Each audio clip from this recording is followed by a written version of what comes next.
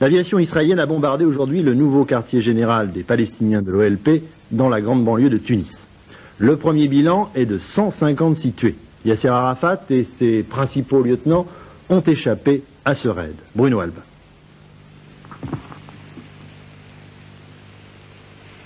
C'était ici le quartier général de Yasser Arafat à Tunis. Le chef de l'OLP s'y était installé en 82 après que les Israéliens eurent chassé les Palestiniens de Beyrouth. Les avions ont effectué 4 passages, selon les témoins, 8 mirages, larguant des bombes de 500 kilos. Au moment du raid, une réunion se déroulait dans les locaux. On estime pour l'instant à l'OLP que plus de 150 personnes ont été tuées. Yasser Arafat était absent au moment du bombardement de ce quartier général d'où il commandait directement à la force 17, unité d'élite de l'OLP. Cette attaque est militairement parlant l'opération la plus audacieuse effectuée par l'aviation israélienne depuis celle organisée sur l'aéroport d'Entebbe en Ouganda. Le détail de son déroulement n'a pas encore été révélé. On peut supposer que les avions ont couvert les 2400 km les séparant de leur objectif en survolant la mer à très basse altitude pour échapper au radar. Certains, en tout cas, le ravitaillement en vol de l'escadrille de bombardement quelque part au-dessus de la Méditerranée. Il reste à savoir si la flotte américaine, généralement présente au large de la Libye, a détecté le transit des avions israéliens avant qu'ils ne parviennent à leur objectif, au sud de Tunis, malgré les tirs de la DCA locale. Officiellement en tout cas, tous les appareils ont ensuite regagné leur base. Ce raid est la réponse à l'attentat effectué à Chypre dans le port de Larnaca contre un yacht dont les 3 passagers israéliens ont été froidement exécutés par un commando palestinien la semaine dernière. Parmi les membres du commando, vous allez le voir, un homme blond, identifié par les services secrets britanniques comme étant anglais. Un journaliste affirme par ailleurs qu'il ressemble à l'un des combattants proches de Yasser Arafat. Le chef de l'OLP était sans doute personnellement visé ce matin. Le raid était à la fois une punition et un avertissement, vient de dire Yitzhak Rabin, le ministre de la Défense, au cours d'une conférence de presse à Tel Aviv. Pour Israël, c'est la force 17 du Fatah, de Yasser Arafat, donc l'OLP, qui est directement responsable du triple meurtre de Larnaca, et il fallait la punir. Et puis, en démontrant à nouveau ses capacités opérationnelles, l'armée israélienne lance une sérieuse mise en garde à tous les QG palestiniens où qu'ils se trouvent. Au niveau politique, les Israéliens sont désagréablement surpris par la première réaction venue de l'étranger, celle de l'Égypte qui suspend les négociations avec Israël. C'est une grave erreur, dit-on à Jérusalem, où on rappelle que des négociations peuvent se dérouler alors que les hostilités continuent. Ce raid israélien à plus de 2500 km de son territoire n'est pas le premier du genre. Souvenez-vous, Entebbe, la centrale nucléaire irakienne ou encore auparavant les vedettes de Cherbourg en France. Cette fois-ci, c'est donc la Tunisie où la direction de l'OLP a trouvé refuge après avoir été chassée du Liban. La Tunisie, un pays arabe relativement neutre dans cette affaire, mais pour le ministre de la Défense israélien, M. Rabin, l'OLP ne peut nulle part bénéficier de l'immunité. La Tunisie vient de demander la réunion du Conseil de sécurité des Nations Unies. Sur place, à Tunis, notre envoyé spécial, Philippe Rochaud. À Tunis, on interprète ce bombardement comme un avertissement au chef de l'OLP, Yasser Arafat, mais aussi comme une provocation contre la Tunisie. On estime en effet que l'aviation israélienne aurait pu choisir d'autres cibles, par exemple comme le Liban, à Saïda, où il existe encore des fortes concentrations de fédayines favorables à Yasser Arafat. On estime donc que visiblement il y a une volonté israélienne d'impliquer la Tunisie parce qu'elle sert de refuge au chef de l'OLP. À Tunis, en tout cas, on dément que l'OLP organise des opérations à partir du territoire tunisien, de même que l'OLP dément être à l'origine de l'assassinat des 3 Israéliens à Chypre il y a quelques jours. En tout cas, la Tunisie se défend également d'être un nouveau Liban, puisqu'elle s'était bien gardée de favoriser la création d'un État dans l'État des Palestiniens. On voit donc mal, en tout cas, quelle peut être la réponse que pourra apporter la Tunisie à ce qu'on appelle déjà ici une provocation israélienne. Ce genre de raid israélien a aussitôt ses conséquences politiques. La France, l'Allemagne fédérale condamnent cette action. En revanche, Washington approuve ce geste d'autodéfense. C'est ainsi que l'a appelé le président américain, M. Reagan, qui cet après-midi l'a dit à quelques journalistes qu'il venait de rencontrer. L'OLP annonce qu'elle va se venger à son tour et les initiatives de paix au Proche-Orient sont aussitôt stoppées, à l'exemple de l'Égypte qui vient de rompre ses dernières négociations avec Israël. En direct dans ce journal, l'ambassadeur d'Israël à Paris, M. Sofer, et l'ambassadeur de Tunisie en France, M. Mabrouk. Ma première question, M. Sofer, une nouvelle fois, Israël applique ce qu'elle appelle sa devise, c'est-à-dire la loi du talion. Cette action intervient à un moment où des négociations étaient de nouveau en cours dans cette région du Proche-Orient pour essayer d'arriver enfin à une solution. Est-ce que ce n'est pas cher payé de voir tous ces efforts qui risquent d'être détruits? Je ne pense pas que c'est le processus de paix qui est atteint, tout à fait le contraire. L'OLP a été toujours l'obstacle majeur de la processus de paix. Il vient de revendiquer les actes les plus meurtriers contre Israël. Je crois qu'en libérant les modérés, les Palestiniens modérés, les pays arabes modérés de cette intimidation de l'OLP, on peut encourager le processus de paix plutôt que de le freiner. Et je crois que ce terrorisme qui frappe aujourd'hui Israël, mais qui frappe aussi les pays occidentaux, il faut mieux que toute la communauté internationale se coopère ensemble pour combattre ce fléau qui menace toute l'humanité. Monsieur Sofer, c'est tout de même un tout petit pays que vous avez aussi attaqué en vous en prenant à la Tunisie. Vous savez que j'ai à côté de moi l'ambassadeur de Tunisie en France, Monsieur Mabrouk. Que pensez-vous de ce que vient de dire l'ambassadeur d'Israël? Monsieur Bilalian, il y a des vérités simples. On dit que ce sont des représailles à cause de Larnaca. Aucun lien n'existe entre ces deux faits. L'attentat de Larnaca n'a rien à faire avec la Tunisie. Il a été perpétré par des terroristes palestiniens. Mais est-ce que ces Palestiniens sont en Tunisie, résident en Tunisie, sont partis de Tunisie? Je peux le dénier d'une manière tout à fait formelle. Donc il n'existe pas de lien. Deuxièmement, la Tunisie n'a jamais participé, ni d'une manière directe ni indirecte, à quelque action terroriste que ce soit. La Tunisie a pour vocation toujours de recourir aux moyens pacifiques, aux moyens diplomatiques, à la légalité internationale. Alors que l'on vienne frapper la Tunisie, justement, malgré cette vocation que je viens de définir, malgré son comportement, malgré les efforts qu'elle déploie, et vous avez souvenir de la position du président Bourguiba en 1965, une position tout à fait d'avant-garde. Monsieur Sofer, n'avez-vous pas l'impression, comme vient de le dire l'ambassadeur de Tunisie, que vous allez décourager les plus modérés dans ce conflit? Je crois qu'il faut séparer, distinguer entre les bonnes paroles de modération de certains pays arabes et les actes eux-mêmes. Je crois qu'il faut passer à la pratique. On ne peut pas entamer des négociations avec des menaces, des attentats, des assassinats organisés par l'OLP. Je crois que nous n'avons pas un litige, un conflit direct avec la Tunisie. Notre opération n'a pas visé la Tunisie, mais il faut savoir que selon le droit international, un pays qui abrite un quartier général, qui organise, qui instique des actes meurtriers, doit assumer certaines responsabilités. Je crois que si la Tunisie n'a pas pu ou n'a pas voulu empêcher ces actes, il n'est pas question qu'Israël n'assume pas sa responsabilité majeure, celle de la légitime défense. Ce que nous avons fait aujourd'hui, ce que nous avons toujours fait au passé et nous ferons au futur. Monsieur Mabrouk. En tout premier lieu, Monsieur Bilalian, je vous dis simplement que la Tunisie n'est en rien impliquée dans les actes terroristes qui sont évoqués. Ceci est un premier point. Un autre point, nous vivons dans un monde civilisé.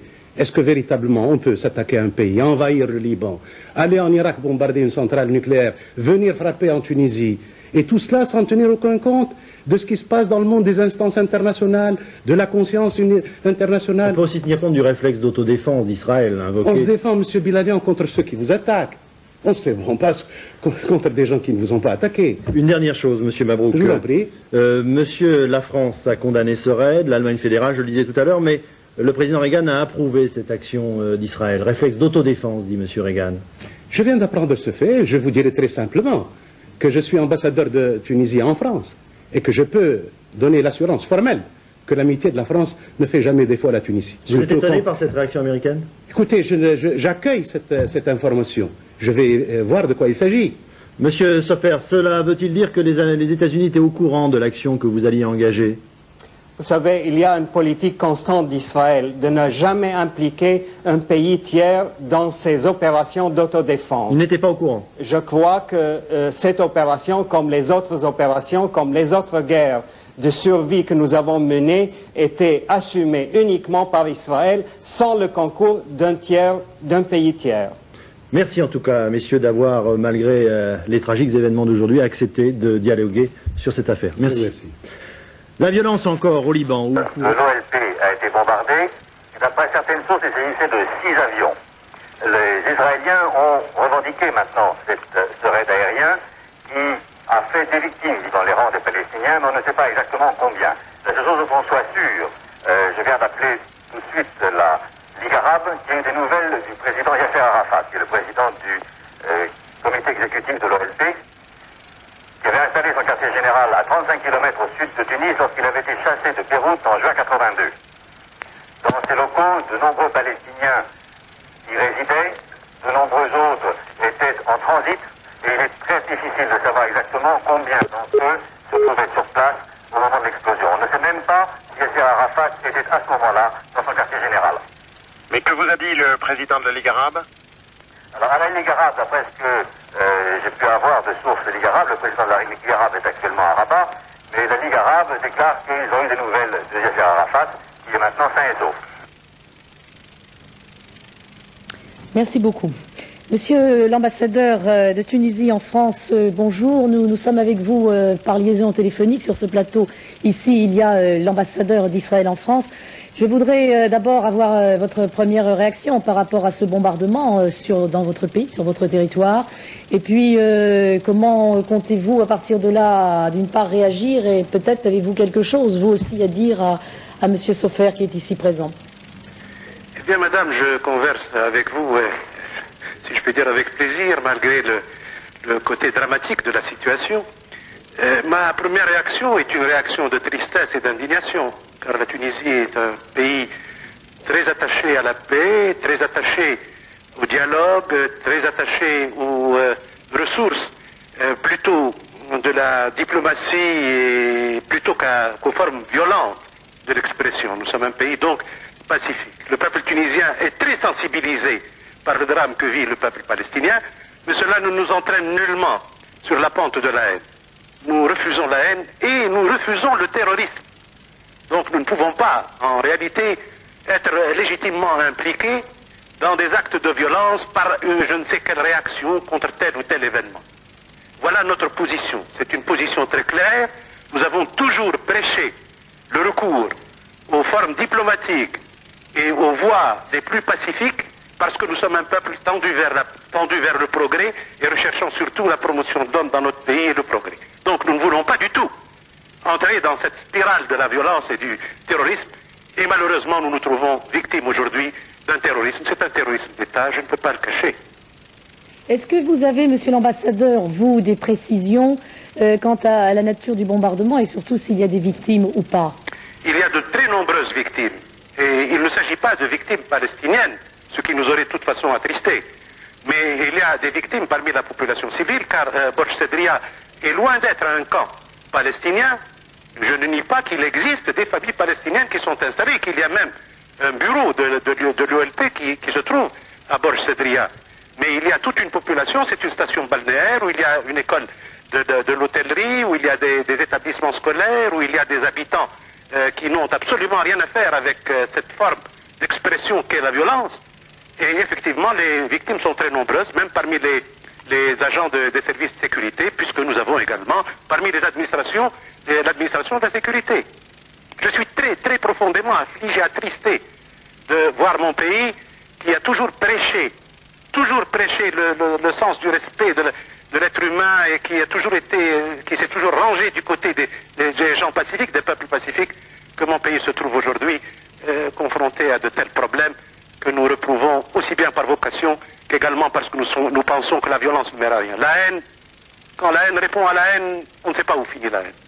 Nous sommes donc contre toute forme de haine et toute forme de terrorisme, qu'il soit d'État ou qu'il soit individuel. Et nous sommes restés en dehors de tout ce qui peut se tramer, de tout ce qui peut se faire dans le domaine du terrorisme. Et nous pouvons défier quiconque pourra mettre en doute notre parole à ce sujet. La Tunisie n'a jamais été ni une base de lancement de je ne sais quelle opération terroriste, ni le refuge des terroristes. Nous avons des Palestiniens qui vivent l'épreuve, le drame du peuple palestinien, Et là s'arrête justement notre comportement, et là se manifeste notre solidarité avec le peuple palestinien.